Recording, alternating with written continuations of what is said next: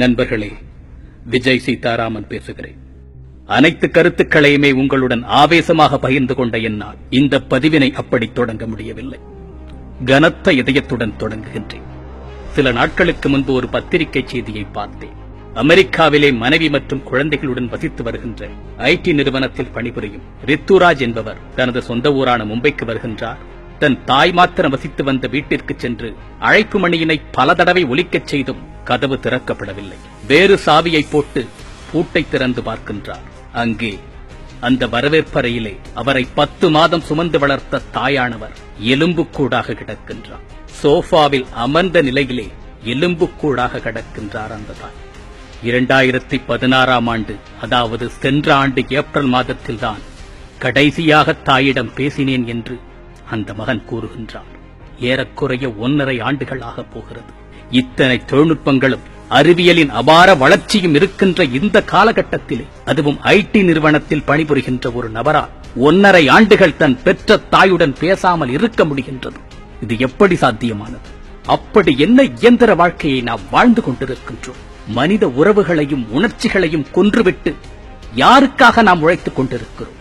யாருமே ஆதரவற்றவர்கள் போன்று இறந்து கிடக்கின்ற இது போன்ற மரணங்களுக்கு படித்த பண்பட்ட சமுதாயத்தை சேர்ந்த நாம் என்ன பதில் சொல்லப் போகின்றோம்? கோடி கோடியாக சம்பாதிப்பதற்கு சொல்லிக் கொடுக்கின்ற நாம் உறவுகளை சொல்லிக் கொடுக்கவும், உணர்ச்சிகளின் மதிப்பை சொல்லிக் கொடுப்பதற்கும், அன்பின் ஆழத்தின் புரிதலையும் சொல்லிக் கொடுக்காமல் வளர்த்துக் கொண்டு வருகின்றோம். இது எங்கோ நிகழ்ந்த ஓர் நிகழ்வன்று. இந்த நிலை நம்மில் யாருக்கு வேண்டுமானாலும் ஏற்படலாம். நாம் பிள்ளைகளை முறையாக வளர்க்கவில்லை என்று சொன்னார், அன்பையும் பண்பையும் அறத்தையும் போதித்து வளர்க்கவில்லை என்று சொன்னார், இந்த தாய்க்கு ஏற்பட்ட நிலைதான் நம்மில் ஒவ்வொருவருக்கும் ஏற்படும். நண்பர்களே, பணம் என்பது வாழ்க்கையின் பிரதானம் கிடையாது. தயவு செய்து அதைதான் வாழ்க்கையின் பிரதானம் என்று நினைத்து விடாதீர்கள். வாழ்க்கை என்பது வாழ்வதற்கான ஒன்று.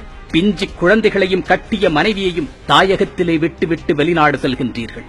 தனது குடும்பத்தின் பொருளாதார முன்னேற்றத்திற்காக தனது உடல், பொருள், ஆவி அத்துணையையும் அந்நிய நாட்டிற்கு அர்ப்பணித்துவிட்டு, தனது ஆசை, பாசம், காதல் அத்தனையும் மண்ணில் போட்டு புதைத்துவிட்டு இரும்பு மனதுடன் உழைத்துக் கொண்டிருக்கும் கடல் கடந்து வாழும் என் அன்பு சகோதரர்களே, தயவு செய்து என்னை தவறாக எண்ணாதீர்கள். எவ்வளவு முடியுமோ அவ்வளவு சீக்கிரம் உங்கள் தேசத்திற்கு திரும்பி வந்து உங்கள் குடும்பத்தினருடன், உங்கள் பிள்ளைகளுடன், உங்கள் மனைவியுடன் மனதார ஒருவேளை உணவாயினும் அதை ஆனந்தமாக உண்ணுங்கள். இளமையில் எவ்வளவு துயரங்கள் இருந்தாலும் அதை தாங்கிக் கொண்டு மனிதனால் வாழ முடியும். ஆனால் முதுமை என்பது எவ்வளவு செல்வங்கள் நிறைந்திருந்தாலும் துயரங்கள் நிறைந்ததாக மாத்திரமே இருக்கும். நீங்கள் இளமையெல்லாம் தொலைத்துவிட்டு, இளமை காலத்தையெல்லாம் எவனுக்காகவோ உழைத்துக் கொடுத்துவிட்டு, இளமையிலும் உங்கள் இன்பத்தை இழந்து முதுமையிலும் துயரப்பட வேண்டுமா? கடந்து போன காலத்தையும் தொலைந்து போன இளமையையும் உங்களால் மீட்டெடுக்கவே முடியாது. உங்கள் பிஞ்சு குழந்தைகளின் பஞ்சு கரம் பிடித்து நடைபழக்குகின்ற ஆனந்தத்தை நீங்கள் எத்தனை லட்சம் செலவழித்தாலும் திரும்ப பெற முடியாது. அவன் கொஞ்சம் மொழியையும் கொவ்வை சிரிப்பையும் நீங்கள் எத்தனை கோடி கொடுத்தாலும் வாங்கிவிட முடியாது. நீங்கள் பணத்தை அனுப்பி வைத்து விட்டாலே உங்கள் பிள்ளைகளை எல்லாம் வளர்த்துவிட முடியும் என்று நம்பிக்கொண்டிருக்காதீர்கள். நீங்கள் வளர்த்தால்தான் அவர்கள் வளருவார்கள். அன்பையும் பாசத்தையும் பரிவையும் கொட்டி வளர்க்கின்ற பிள்ளைகள் தனது பெற்றோர்களை ஆதரவற்றோர் ஆசிரமத்தில் சேர்த்துவிட மாட்டார்கள். தாயின் பெருமை என்ன என்பதை குழந்தைகளுக்கு சொல்லிக் கொடுங்கள். தந்தையின் மகத்துவம் என்ன என்பதை அவர்களுக்கு புரிய வையுங்கள். உறவுகள் எப்படிப்பட்டவை என்பதை அவர்களுக்கு உணர்த்துங்கள்.